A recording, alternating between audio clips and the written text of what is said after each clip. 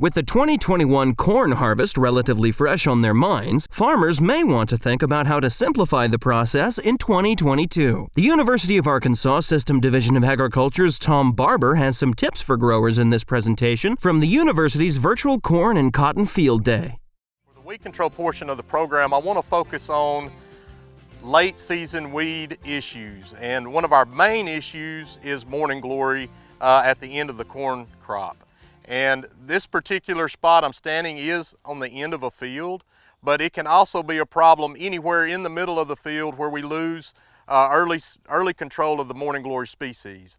And so this time of year I get a lot of calls on what can we do about these field ends that are covered in morning glory, or if we have an entire field that may have a problem. And so there are a couple of harvest aids labeled for this situation. Paraquat or gramoxone is labeled for harvest aid in corn, AIM, and sodium chlorate. So those are the three that we have that we can use as potential harvest aids at the end of the corn season. When we talk about paraquat, in the past we've had a couple of different formulations. The gramoxone 2-pound formulation we can put up to a pint. We need some surfactant with that. If we're talking about a 3-pound formulation of paraquat, that rate's going to be about 1.3 pints. And so 1.3 pints of 3 pounds or 2 pints of the 2-pound paraquat formulation. Again, we want to put a non-ionic surfactant with that. Also, we could mix some sodium chlorate with that, at least 3 pounds of sodium chlorate up to 6 pounds. The other option, which is the one most go-to, I would say, in a corn scenario, is AIM, or carfentrazone. So with AIM, we need to look at 2 ounces per acre plus 1% crop oil. And for good measure, I'd throw in at least 3 pounds of sodium chlorate. And again, we could go up to 6 pounds of that if we wanted to. Now, why do I say most go with AIM? Well, corn, in a corn crop scenario, most of that's going to go out via airplane.